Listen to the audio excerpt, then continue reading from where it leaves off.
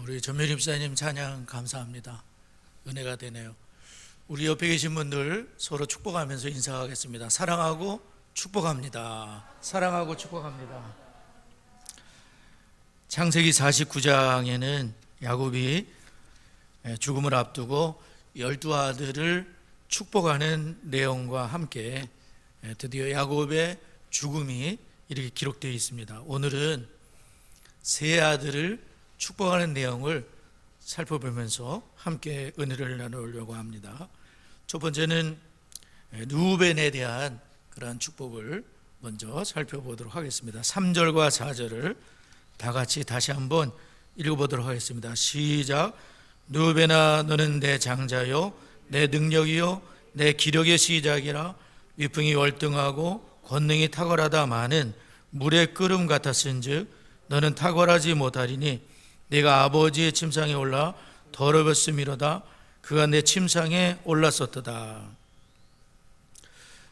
야곱은 죽음을 앞두고 아버지로서 자기 자녀들에게 해줄 수 있는 그 마지막 축복을 하는데, 그 축복은 있는 말 없는 말을 다 동원하여 듣기 좋은 소리를 한 그런 축복이 아니었습니다. 28절에 나와 있는 대로 그들 각 사람의 분량을 따라 분량대로 축복한 것이다, 이렇게 말씀하고 있습니다. 그런데 르우벤을 비롯하여 시몬과 레위, 그 첫째, 둘째, 셋째 아들을 축복한 것을 보게 되면 이게 축복인지 저주인지 분간이 어려울 정도로 굉장히 듣기 심한 말을 아버지가 그들의 죄를 낱낱하게 이렇게 밝히면서 축복 속에 죄악이 있었던 과거에 대해서 이렇게 말하면서 축복을 하는 걸 볼 수 있습니다. 그러나 이 혹독한 말 역시 자녀를 사랑하는 부모의 축복이며 또 하나님의 축복이라는 것을 우리가 기억을 할 수 있어야 되겠습니다. 그 사람의 꼭 맞는 축복이라는 것입니다.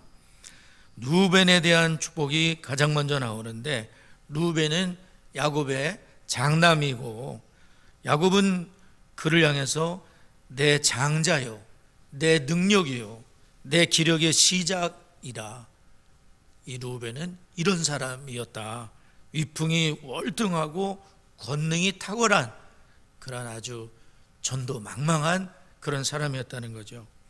그래서 르우벤은 장남으로 태어났기 때문에 장자의 축복을 한 몸에 받고 있었다는 거죠. 무한한 가능성이 있는데, 그런데 이 르우벤은 그러한 모든 축복을 잃어버리고 말았습니다. 그 이유가 무엇이냐면 4절에 나와 있는데, 물의 끓음 같았은즉 너는 탁월하지 못하리니 네가 아버지의 침상에 올라 더럽혔음이로다. 그가 내 침상에 올랐었도다. 그 르우벤의 성격은 물의 끓음 같은 그런 성격을 소유하고 있는데, 정력적이고 충동적이고 아주 조급한 그런 성격이라는 거예요. 정력적이고 충동적이고 조급하고 월등하려고 하는 그런 것들. 그래서 그 성격으로 인해서 결과적으로는 큰 죄악을 저지르게 됐는데, 그것은 아버지의 침상에 올라 더럽혔음이로다. 창세기 35장 22절에 언급하고 있는데, 르우벤이 야곱의 부인이었던, 첩이지만 부인이었던 빌하와 동침을 한 그런 사건이 있었습니다. 야곱은 당시에 그 사실을 알았지만 어떤 조치도 하지 않고 이제 죽음을 앞둔 시점에서 그때 그 사건을 이제 아버지가 르우벤이 내 침상에 올랐었도다. 자신의 첩 빌하와 어머니 같은 분, 어머니와 같은 그분과 동침을 한 그 정욕을, 충동적인 것을 참지 못하고, 그리고 어떻게 보면 아버지의 자리에 대한 월권이라고도 볼 수 있어요. 부권에 대한 도전이에요. 다른 나라를 정복하게 될 때에 그 여인들을 범하게 되는 것은 그 나라를 이제 그 무너뜨리는 그런 거라고 볼 수가 있죠. 하여튼 아버지의 그런 그 부권에 대한 도전이라고도 볼 수 있는 그러한 일을 저지르게 되는 거예요. 이미 많이 갖고 있었지만 그 가진 것에 대해서 감사하고 그것이 아니라 아버지의 그 권위에 대한 도전에까지 이렇게 나아갔던 르우벤이라고 볼 수가 있겠어요. 그런데 야곱은 그동안 침묵했던 그 죄악에 대해서, 큰아들의 죄악에 대해서 왜 이 시점에서 눈을 감기 직전에 그 얘기를 하는가 하고 할 때에 아마도 이것이 아니겠는가.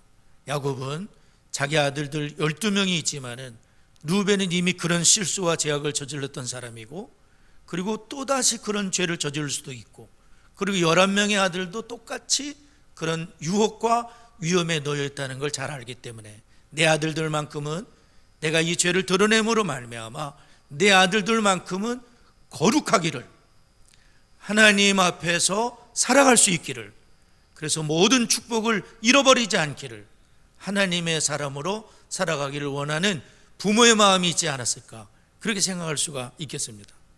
그래서 육신을 입고 있는 우리 모두는 죽을 때까지 이성의 유혹에 넘어질 수 있다는 사실을 우리는 잘 알고 있습니다. 음란 마귀는 언제 어디서든지 거룩한 하나님의 백성들, 거룩한 교회를 무너뜨리기 위해서 마귀 사탄은 아주 호시탐탐 노리고 있다는 것을 우리는 잘 알아야 되겠죠.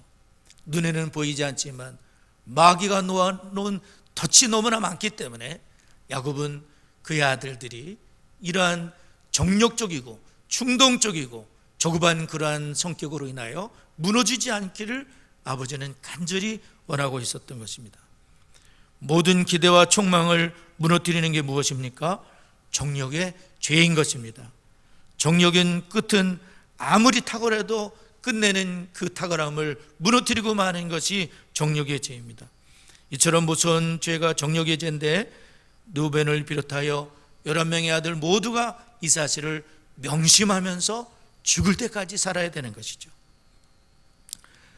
우리는 정욕의 죄에서 멋지게 승리한 야곱의 아들 11번째 아들인 요셉을 알고 있는데, 요셉은 보디발의 집에 노예로 이렇게 끌려갔을 때에 그의 나이가 17살 소년이었습니다.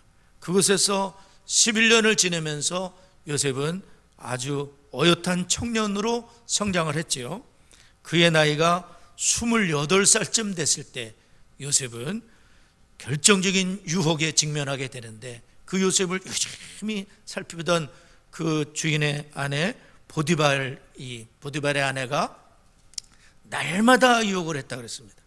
날마다 동치마다 유혹을 했는데, 요셉은 엄마 라헬을 닮아가지고 용모가 빼어나고 아름다운 청년이었어요. 딱 보면 너무나 잘생기고 너무나 아름답게 생긴 그런 청년이었기 때문에 아주 그 28살짜리 이 청년에게 보디발의 아내가 너무나 끌렸어요. 그래서 날마다 욕을 하면서 이 하나님의 전도망망한 하나님의 사람을 넘어뜨리려고 하는 마귀의 계계가 있었다는 거죠. 요셉과 동침하기 위해서 보디발의 아내는 갖은 수를 다 썼을 거예요. 그러나 요셉은 끝내 이 유혹에서 승리를 하게 되는 거죠. 이유가 무엇이냐면 요셉은 단칼에 잘라버린 그의 말을 들어보면 알 수가 있습니다. 이 집에는 나보다 큰 이가 없으며 주인이 아무것도 내게 금하지 아니하였어도 금한 것은 당신뿐이니 당신은 그의 아내임이라. 그런즉 내가 어찌 큰 악을 행하여 하나님께 죄를 짓겠습니까? 막 이 날 칼날이 시퍼렇게 살아서 당신은 그의 아내의 정확한 그 번지수를 아는 거예요. 이건 안 된다는 거죠. 당신은 그의 아내다. 하나님의 가정을 세우고, 이 가정을 세운 게 뭐예요? 하나님과 하나 남편이 서로 죽을 때까지 사랑하면서 그 경건한 가정을 이루는 것, 그 가정을 깨버리는 거예요. 간음의 죄라는 것은 아주 나쁜 죄악입니다. 멀쩡한 가정을 무너뜨리는 거죠.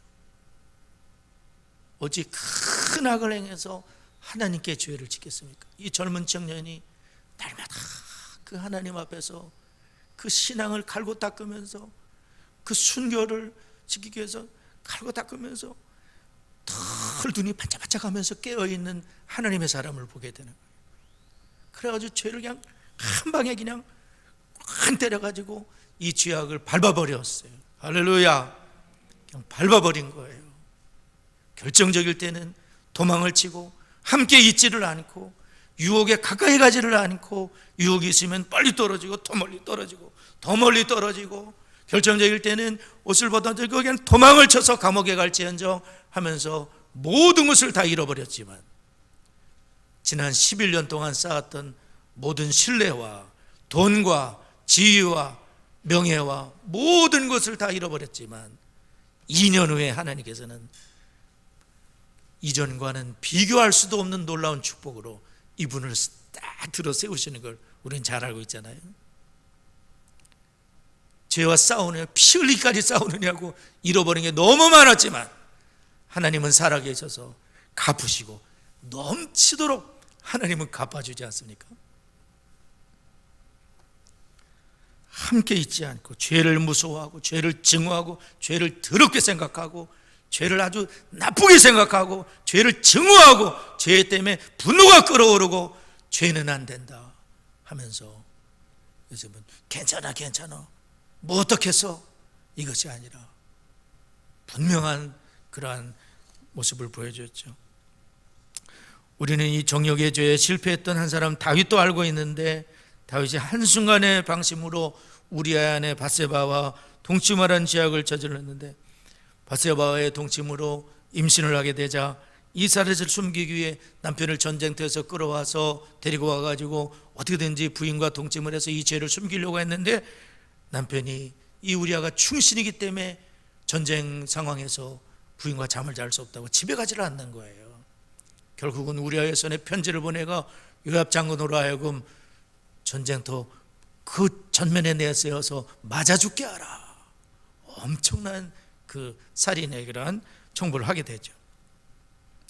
그렇게 우리아는 최전방에서 맞아 죽는 그 충신이 왜 죽는지도 모르고 그렇게 죽었어요. 그러자 다윗은 우리아의 아내를 잽싸게 데리고 와서 자기 아내를 삼고 아기까지 낳게 되는 거죠. 그야말로 아무도 모르는 감쪽같이 묻혀질 일이었는데 성경은 그것을 기록하고 있습니다. 그 장례를 마침에 다윗의 사람을 보내 그를 왕궁으로 데려오니 그가 그의 아내가 되어 그에게 아들을 낳으니라. 다윗이 행한 그 일이 여호와 보시기에 악하였더라. 하나님이 그것을 악하게 보셨다고 사람은 아무도 몰랐지만 하나님은 그것을 아시고 하나님이 그 죄에 대한 징계를 하시게 되는 거죠. 이렇게 무너진 루벤에게 야곱은 그와 그의 후손은 탁월하지 못할 것이다. 예언적인 축복을 하게 되는데 탁월하지 못할 것이다.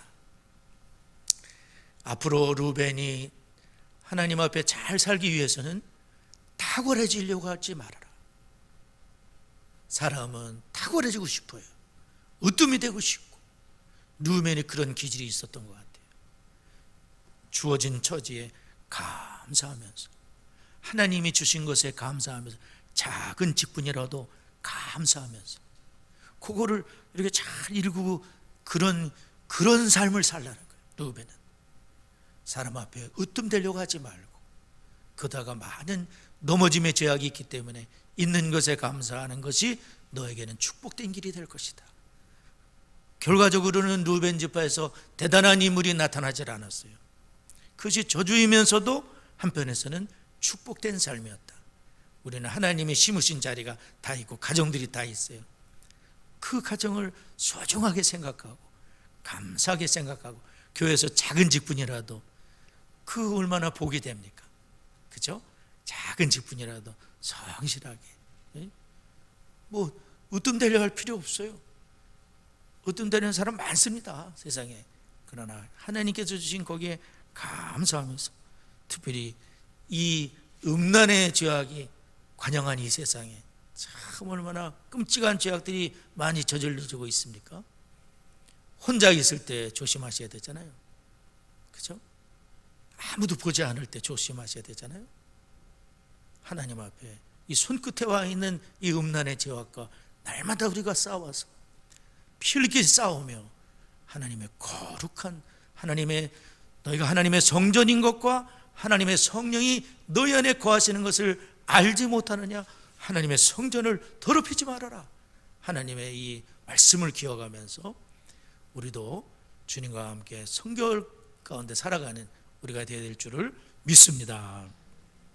두 번째로는 시몬과 레위에 대한 부분인데요, 5절에서 7절을 다 같이 읽어보도록 하겠습니다. 시작.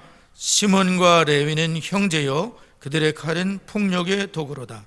내 화나 그들의 모의에 상관하지 말지어다. 내 영광과 그들의 집회에 참여하지 말지어다. 그들의 분노대로 사람을 죽이고 그들의 혈기대로 소의 발목 힘줄을 끊었음이로다. 그 노염이 혹독하니 저주를 받을 것이요 분기가 맹렬하니 저주를 받을 것이라. 내가 그들을 야곱 중에서 나누며 이스라엘 중에서 흩으리로다. 르벤처럼 정력도 철저히 통제를 받아야 되지만 이 혈기 역시 적절한 통제를 받아야 되는데요, 혈기가 통제를 받지 않게 되면 어떤 죄악을 저질지 모르기 때문에 그 예가 야곱의 둘째 셋째 아들인 시몬과 레위인데 그들은 형제라. 이들만 특별히 11명이 12명이 전부 다 형제들인데 이들은 형제라. 이게 뭐냐면 짝짝꿍이 너무 잘 맞는다는 거예요. 시몬과 레위는 형제 중에도 너무나 단합이 잘 되는 거예요. 혈기로 단합이 되고 다른 사람을 죽이는 데 단합을 하고 그러한 일에 쓰임을 받았다는 거예요. 그런 단합은 좋은 단합이 아니죠. 그런 모의는 좋은 모의가 아니죠. 세우는 모의가 돼야 되는데 그것이 아니라 무너뜨리는데 단합을 잘했다는 거예요. 그들의 칼은 폭력의 도구라. 칼이 잘 쓰여지게 되면 나라를 지킬 수도 있고 그리고 아주 좋은 것들을 만들어낼 수 있지만은 자기를 방어할 수도 있지만 이 칼이 잘못 쓰여지게 되면 폭력의 도구가 되어 많은 사람을 죽일 수도 있었는데 시몬과 레위가 그 일을 하게 된 거예요. 야곱은 창세기 34장에 그의 딸 디나의 강간 사건을 기억하고 있습니다. 딸이 어느 날 세겜이란 동네에 잠깐 놀러 나갔다가 그 추장의 아들 추장인 세겜에게 강간을 당한 거예요.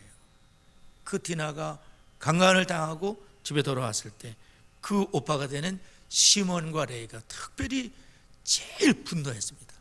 그래서 그들로 하여금 우리 동생과 우리 딸과 결혼을 하려면은 할례를 전부 받아야 되고, 그래서 할례를 받게 한 다음에 제일 아플 때에 거기에 쳐들어가서 거짓말로 해가지고 거기 쳐들어가가지고 그 마을을 완전히 초토화시킨 사건이에요. 그 성읍의 모든 남자, 세겜만 죽인 게 아니라 그 가족만 해친 것이 아니라 그 동네에 그 성읍의 모든 남자를 죽였다는 거예요. 그리고 시체로 널브러져 있는 그 상황인데 노략질을 하는 거예요. 다 사람은 지금 피 흘리고 넘어져 있는데 죽고 있는데 집집마다 가가지고 다 그거를 거기에 있는 양과 소와 나귀와 성읍에 있는 거 들에 있는 거 그냥 다 긁어가지고 모든 재물을 빼앗았어요. 그들의 자녀들을 끌어왔고 그들의 아내들을 사로잡고 집 속의 물건까지 다 뒤져가지고 끌고 왔다는 거예요. 이건 뭐냐면 너무 지나쳤다는 거예요. 복수 자체도 문제가 있지만은 그 복수가 혈기를 참지 못하고 이 하나님 앞에서 통제되지 않는 그러한 죄악을 저지른 게 된 거예요. 아버지 야곱은 그 사건에 대해서 매우 걱정을 하면서 우리 집안이 망하게 생겼다, 주변의 사람들이 이 일을 알고 쳐들어오면 우리는 지금 망하게 됐다 그랬더니 아버지의 말을 귀전으로 들으면서 뭐라 하냐면 내 동생을 강간한 게 잘한 일입니까? 그렇게 하면서 아버지가 말하는데도 이 통제가 안 되는 거예요. 시몬과 레위의 죄악은 다스려지지 않은 분노의 문제인데 자신들이 원수를 갖겠다고 분노대로 혈기대로 보복을 하는데 그 보복이 너무나 지나치게 되게 되면서 그래서 그들은 이스라엘 중에서 흩어지게 될 것이다 이렇게 말씀을 했어요. 우리는 원수 갚는 것이 하나님께 있다는 말씀을 늘 기억하고 내가 원수를 갚는 것이 아니라 하나님 앞에 맡겨야 되는 거죠. 분을 내어도 죄를 짓지 말며 해가 지도록 분을 품지 말고 마귀에게 틈을 주지 말라. 그래서 이 분을 내어도 해가 지도록 막 그 다음 날이 지났는데 또 그 생각하고 이 나쁜 놈 반드시 내가 원수를 갚겠다, 이 못된 놈 너무 억울하다, 막 눈덩이처럼 이만큼 크게 되면 무슨 일을 저지를지도 몰라요. 하나님께서는 그날을 넘기지 말아라. 분을 내어도 해가 지도록 분을 품지 말고, 부부지간에도 다툴 일이 있으면 그 해가 지기 전에 다 해결을 하고 손잡고 자고, 부부지간에도 막 한 달씩 말을 안 하고 막 반년씩 얘기를 안 하고 그냥 밥만 차려주고 이것이 아니라 그때그때 해결을 하라는 거죠. 저는 32년 사모와 살아왔는데 그때그때 해결을 했어요. 뭐 그렇게 살아온 것 같아요. 대충 해가 지지 않게 손 꼭 잡고 미안하다 하고 그렇게 살아온 거죠. 그래서 우리는 그 시몬과 레위는 남을 해치기 위해서 모의를 했었는데 집회를 하는 걸 원치 않기 때문에 하나님께서는 그들을 지파들 가운데 흩어버리겠다. 너무 짝짝꿍이 잘 되는 거야. 그래서 흩어버리겠다. 그것도 세우는데 짝짝꿍이 아니라 흩어버리는, 그 무너뜨리는데 짝짝꿍이 잘 됐기 때문에 그러한 모임은 흩어버리겠다. 시편의 1편의 말씀처럼 복 있는 사람은 무조건 좋다고 하는 사람이 복 있는 사람이 아니에요. 복 있는 사람은 분명한 기준이 있죠. 악인들에게는 따르지 않습니다. 죄인들에게는 서지 않고요, 오만한 자의 자리에는 앉지도 않는 분들이 복 있는 분들이에요. 좋다 그러면서 다 쫓아다니는 게 복 있는 사람이 아니에요. 하나님의 말씀에 분명한 지배를 받고 자기가 앉아야 될 자리가 어딘지, 따라가야 될 사람이 뭔지 그걸 분간할 줄 아는 사람이 복 있는 사람인 거죠. 훗날 레위 지파는 이 하나님의 말씀을 따르게 되면서 놀라운 반전을 하게 되는 거예요. 레위 지파는 제사장의 지파가 되지 않습니까? 그분들이 왜냐하면 하나님의 말씀을 철저하게 순종하게 되면서 반전이 일어나게 되는 거예요. 시므온 지파는 그냥 흩어져 있는 지파로 끝났어요. 그러나 레위 지파는 가문이 뒤집어지는 사건이 일어나는 거예요. 그것이 뭐냐면 출애굽기 32장에서 금송아지 사건이 나왔는데, 모세가 잠시 자리를 비운 사이에 금송아지를 만들어 놓고 이게 하나님이라 그러면서 난리 버거지가 난 거예요. 모세가 십계명을 받고 내려왔는데 보니까 얼마나 난장판이 됐는지 모르겠어요. 그래서 모세는 그 죄에 대해서 막 분노를 하게 되고 금송아지를 불살라서 부숴서 가루를 만들어서 백성들로 마셔버리겠어요. 할렐루야. 죄에 대해서는 미적미적한 태도를 치면 안 된다는 거예요. 그냥 부숴버리고 태워서 가루를 만들어서 이거 마셔버리라. 죄는 즐길 것이 아니고 우상이 이 우상을 좋다고 섬길 게 아니라 하나님이 버젓이 살아계신데 그렇게 하면서 다 마셔라. 그러면서 형인 아론을 책망을 하고, 그리고 모세는 여호와의 편에 선 자는 나오라 하면서 하나님의 명령을 내리는데, 이스라엘 하나님 여호와께서 이렇게 말씀하시기를 너희는 각각 허리에 칼을 차고 진 이 문에서 저 문까지 왕래하며 각 사람이 그 형제를, 각 사람이 자기의 친구를, 각 사람이 자기의 이웃을 죽이라 하셨느니라. 하나님이 이 죄에 대해서 징벌을 하시는데 이 일에 앞장설 사람이 나와라. 형제를 죽일 수도 있고 자기 친구를 죽일 수도 있는 그 일에 하나님 말씀에 순종하겠느냐. 그때 누가 나왔냐면 레위 지파가 나오게 된 거예요. 그래갖고 그 레위 지파가 하나님 말씀에 순종하여 3,000명가량을 죽이게 되는 그런 하나님 말씀에 순종하는 그런 일을 하게 되는데, 각 사람이 자기 아들과 자기의 형제를 쳤으니 오늘 여호와께 헌신하게 되니라. 그가 오늘 너에게 복을 내리시리라. 그렇게 하면서 레위 지파는 각 지파에 흩어지긴 했지만은 제사장의 지파가 되어 하나님을 잘 섬기게 하는데 그 화를 이렇게 절제하고 그 급한 분노 치밀어 오르는 화딱지를 절제하면서 하나님 말씀의 통제를 받으면서 많은 사람들을 하나님께로 인도하는 복된 지파로 바꿔진 거예요. 이 운명은 아닌 거죠. 그렇게 지어졌다 하더라도 내가 지금 어떻게 살아가느냐에 따라서 오늘 이 말씀을 보게 되면 지금 나의 삶이 굉장히 나의 미래와 밀접하다는 걸 알 수가 있어요. 우리는 지금 어떤 씨앗을 뿌리느냐, 종료가 이 음란의 죄와 싸워서 요셉과 같이 승리하게 되면 하나님이 얼마나 크게 그분을 들어 쓰시는지요. 전도망망한 친구들이 다 무너지는 거야. 음란의 죄에 무너지는 거야. 그렇죠? 그렇습니다. 그러나 하나님 앞에 이 죄악과 싸우고 분노와 혈기를 다스리고 남을 무너뜨리는 모임이 아니라 잘 세우는데 찰떡이 됐어요. 잘 세우는 그런 축복, 복 있는 자의 자리에 서야 돼. 복이 아니면 얼른 빠져버려야 돼. 아멘이죠? 우리 다 같이 한번 통성으로 잠깐 기도했으면 좋겠습니다. 오늘 반주에 맞춰서 하나님 앞에 이 루번과 또한 시몬과 레위, 정말 하나님 앞에 이 죄악을 드러내면서 아버지가 정말 12명의 아들이 다 이 음란의 죄에서 승리하기를, 또 분노에서 승리하기를 하나님 앞에 영광 돌려놨는데, 이와 같이 우리도 하나님의 말씀에 순종하면서 날마다 새로워지는 우리 성도가 되도록 우리 다 같이 한번 통성으로 한번 기도하겠습니다. 하나님 아버지, 주여 감사합니다. 야곱이 정말 루벤을 사랑하고 또 시몬과 레위를 사랑하고 12명의 아들을 사랑하기 때문에 하나님 아버지, 저들의 잘못을, 저들의 죄악을 드러내면서 하나님 다시는 넘어지지 않기를 원하여 이 말씀을, 이 축복을 하였습니다. 아버지 하나님, 저희들 날마다 하나님 아버지 죽을 때까지 이 음란의 죄와 싸우게 하여 주시고 승리하게 하여 주시고, 아버지 하나님이시여 분노와 싸우게 하여 주시고 해가 지도록 분을 품지 않게 하여 주시고, 하나님 아버지 남을 무너뜨리는 모임에 가담하지 않게 하시고, 아버지 하나님이시여 세우고, 하나님 말씀으로 세우고 하나님 공동체를 세우고 하나님 세우는 일에 쓰임받게 하여 주시고, 하나님 아버지 운명이 역전되게 하여 주시고 하나님의 축복을 누리는 저희가 되도록, 주님의 말씀에 순종하게 되면서 날마다 새로워지는 저희가 되도록 하나님 은혜를 더하여 주옵소서. 예수님의 이름으로 기도드리옵나이다. 아멘.